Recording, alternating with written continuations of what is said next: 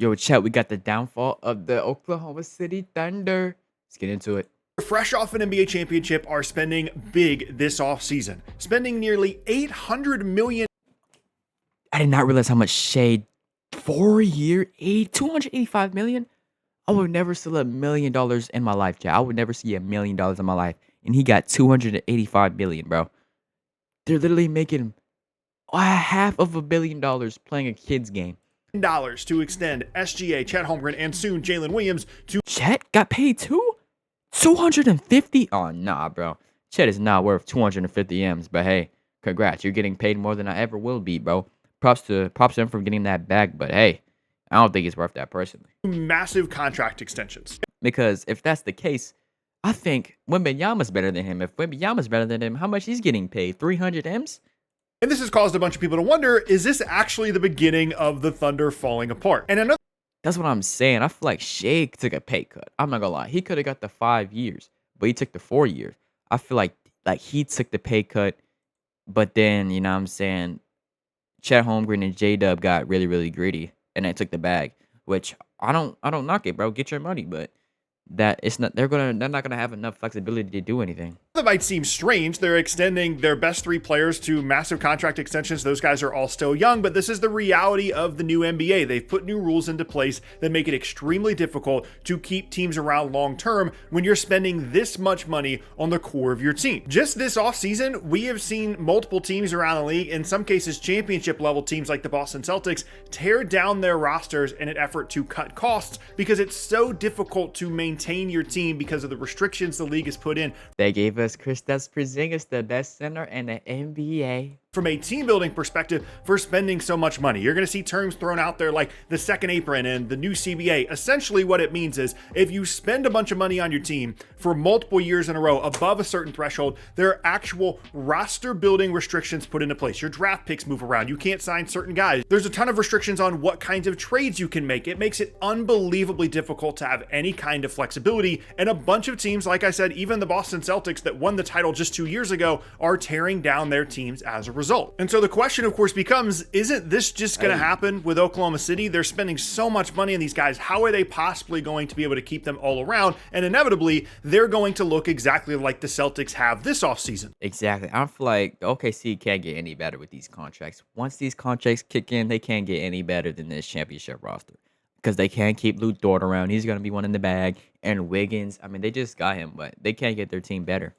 No right? way. No, that's just frankly not the case. That's the point of the whole video. There are people just throwing these terms around, second apron, new CBA, and they're throwing the terms around without an actual understanding of them, and they're completely misrepresenting the situation in Oklahoma City. Let's compare Oklahoma City to what happened in Boston this offseason. Everybody's seeing Jrue Holiday, Kristaps Porzingis. These guys are leaving via trades. They've got other guys off their bench like Luke Kornet that are leaving in free agency, and they're just assuming, well, this is what happens. You get a 2-year window, you spend too much money, and you have to get rid of salary. Well, Boston didn't have to get rid of any of their core guys. Derek White, Jaylen Brown, and Jason Tatum are all still there, and they're going to be underneath the second apron this offseason. It is possible to roster your core 3 players and the rest of your roster and be under the second apron, as evidenced by the Boston Celtics. It's not an impossibility to have 3 giant contracts and still be under the second apron, and one of the main reasons the Celtics even made those moves in the first place is because Jason Tatum tore his Achilles. Now, they still might have cut costs in other ways, but adding Jrue Holiday and Kristaps Porzingis 2 years ago was their way of winning a title, and those were always the luxury pieces, similar to some of the pieces in Oklahoma City that we'll talk about later. The core of the team is still there. They get rid of the salary, they duck the second apron for a year, and then they're going to be fine moving forward into the future. You compare that to Oklahoma City, and the situation is completely different. All their guys are young, all their guys are healthy, and they are as well set up to deal with this new CBA, the second apron, all these things as any team has been in the history of the league. Now, there are still concerns in Oklahoma City. You're going to be worried about the luxury tax and the team's willingness to pay that. You're going to be worried about... And the thing is, bro, you paid J-Dub all that money, and you don't even know if he's even going to be like healthy because he got hurt. He has surgery. You don't even know if J-Dub's going to be right. Chet Holmgren, he's injury prone. Like, you are like heavily relying on this dude's health.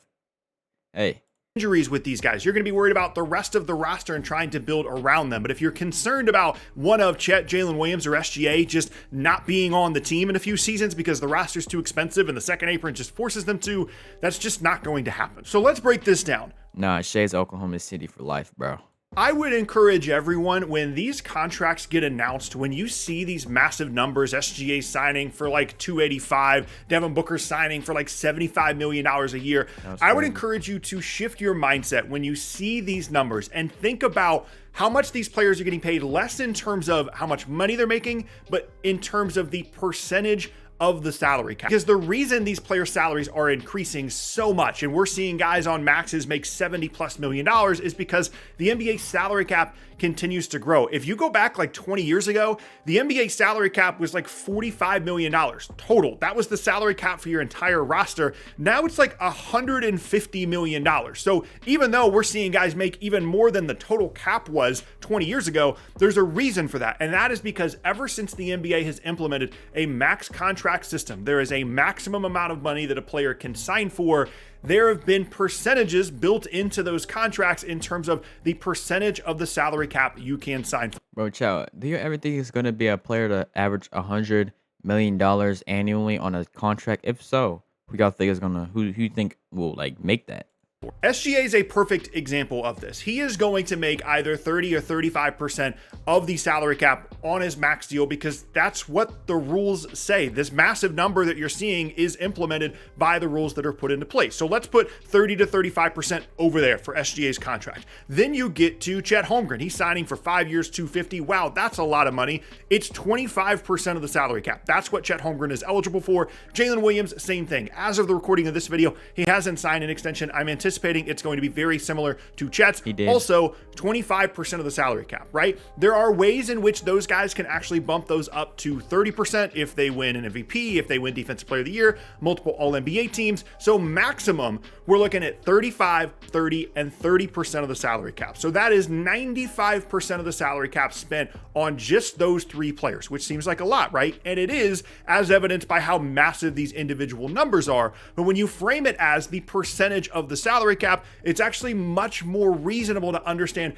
how you're going to build out the rest of the roster, because everybody's concerned with Oklahoma City with the second apron. That's the big boogeyman out there for any kind of team building situation, is you really need to avoid the second apron. Well, there's two things on that. One, yes, you need to avoid the second apron, generally speaking, but really you need to avoid being it for multiple years in a row. That's why the Celtics are ducking it this offseason. That's why teams try to avoid it so much, because they don't want to be in a situation where they're in it 3 out of 5 years, because that's when the most strict penalties come in to limit your roster building flexibility. And the other kind of misconception here is we're talking about 95% of the salary cap for just these three guys, right? But that's the salary cap, not the second apron, not the luxury tax. This season, the second apron is $50 million more than the salary cap. So even with those three guys taking up basically all the cap, you still have $50 million to flesh out the rest of the roster before you even get to the second apron, and you are allowed to go over it. You don't want to be over it 5 years in a row if you can help it. It's still not the end of the world, but it's something that pretty much every team tries to avoid. But it's that far away, even when accounting for these massive. Bro, I never understood what the luxury tax and all that stuff is. I still don't need to understand. I don't even understand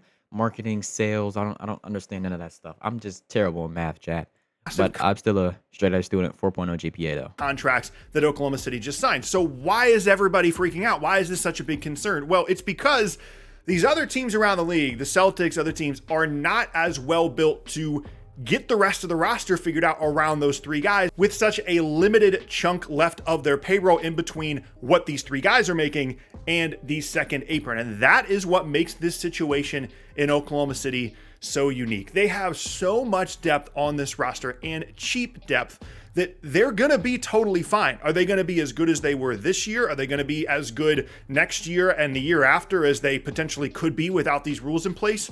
No, they're going to lose guys like Isaiah Hartenstein. At some point, they will probably trade Alex Caruso and or Lou Dort, but they have Cason Wallace. They have Topic, who they drafted in the lottery last year. They just drafted another guy with a top 15 pick. They have all of these future picks as well. They had to trade away Dylan Jones so that they could roster their first round pick this year, a guy they picked 15th overall, because they didn't have any roster spots left, because the rest of the roster, the other 15 guys, are just that good that they had to dump someone just to add a guy that was picked 15th overall in this draft. And that is the main difference between Oklahoma City and all of these other teams. So if you're concerned about Oklahoma City losing Jalen Williams or Chet, or I don't think they're gonna lose him. I feel like all three of them are probably gonna be like maybe set for Chet. I feel like J-Dub and Shea will be probably Oklahoma City's for life. But hey, Luka got traded, so nobody's safe. SGA, or maybe you're excited about it. You want the Thunder to fail. You're concerned about this dynastic team. You want them to fall apart, and you're hoping the second apron is going to do that. It's not going to happen to one of those three guys. It's going to happen to Isaiah Hartenstein. It's going to happen to Lou Dort. It's going to happen to Alex Caruso. And there's going to be a lot of pressure on Oklahoma City to draft well in the first round with all these picks that they have and get complementary guys. But this is a team that has proven they can draft extremely well. Jalen Williams was like the 12th pick in the draft. Cason Wallace is really good and is going to be someone that's going to help them over the next couple of seasons. And if they don't want to pay Cason Wallace, if they're like, you know what, we can't afford to add him, they can flip him for another first-round pick or 2 first-round picks and then draft more guys, keep guys on that rookie scale, and just continue to re-sign guys at the back end of the roster like Aaron Wiggins and AJ Mitchell on super cheap contracts. They are planning for their roster to be expensive around Jalen Williams, Chet, and SGA, and the only way you can do that and also either avoid the second apron entirely or avoid it in terms of going into it 5 years in a row is the rest of the roster has to be really cheap. It doesn't mean the rest of the roster is going to be bad. It just means it has to be cheap. And I think that's the big misunderstanding with what's happening in Oklahoma City is people are throwing out these terms about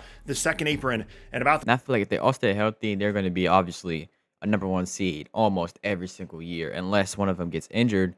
Then that's where it goes down. the CBA without an actual understanding of what they mean. There's no rule in the CBA that says if you have 3 max contract players, you have to trade one of them to avoid some imaginary line within a couple of seasons. That's not what it says. All that it says is here's an imaginary threshold that you should probably try and avoid. It's called the second apron. If you go into it, there's team building restrictions. If you're in it multiple years, there's a lot of team building restrictions. But if you're able to avoid that number and still field the rest of your roster, you are still perfectly capable of having 3 max contract players all on your team and field an okay roster with the rest of the team, which is exactly what Oklahoma City is planning to do. Now, having said that, there are ways in which this is going to hurt Oklahoma City compared to the past rules for the NBA. Isaiah Hartenstein in 2 years, probably not going to be on the team unless he takes a massive pay cut. Lou Dort, Alex Caruso are guys I could see them trading and trying to get, Cason Wallace and other guys on the roster to step up into the starting lineup. And the other thing people are going to point out is the luxury tax, right? Because Oklahoma City, historically, there have been historical examples, I should say,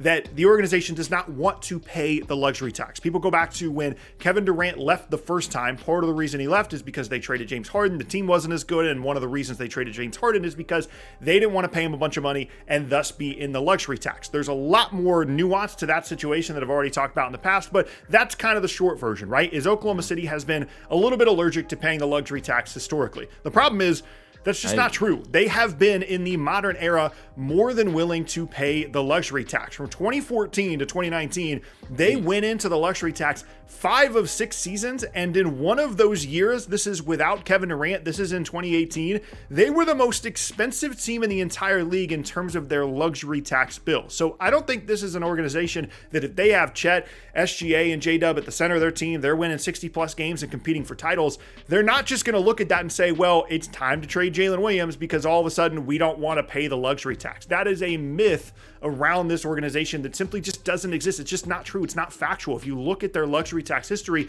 they are willing to pay the tax. Exactly, because you knew it was going to happen if you paid all these dudes over 249 M's. You knew what you were getting into. So obviously they're going to pay the luxury tax if they need to. And they were willing to pay the tax for a team that was kind of the definition of mediocre in the Western Conference with Russ and Paul George. I would imagine they'd certainly be willing to pay a bunch of money for this roster as well. The only other real concern here is these rules definitely do put a lot of emphasis on players on your roster being worth the contract you have signed them to, right? Like, it's very difficult to build a highly competitive team with just $30 million on your cap that's just not doing anything. And the concern with that would be injuries, which Jalen Williams and SGA have both proven to be extremely durable, but Chet would be the concern, right? He's skinny. He's had 2 freak injuries bookended by playing 82 games in his second season, but he's played like 114 regular season games in the NBA. And if he gets hurt, all of a sudden they're not as good. It's just J-Dub and it's just SGA, and all of a sudden you've got a guy making $50 million on your roster that is just either not good enough or hurt all the time, and that's absolutely a concern. But there's no scenario in which they were just going to let Chet walk. He's one of the best defensive players in the league. He's still really young, and he's got plenty of room for improvement. Is he one of the best defensive players in the league? I don't know about all that, bro. Dyson Daniels clears him. Wembanyama clears him. On the offensive end of the floor. So they were always going to sign Chet to this number, and you can't necessarily project injuries for a guy that does have a fully healthy NBA season in his past. The last thing that I would point out, the thing that no one talks about, is the new rules that have been implemented, the CBA, the second apron. These things do not last forever. Like, this CBA runs until the 29-30 season, which is not that far away.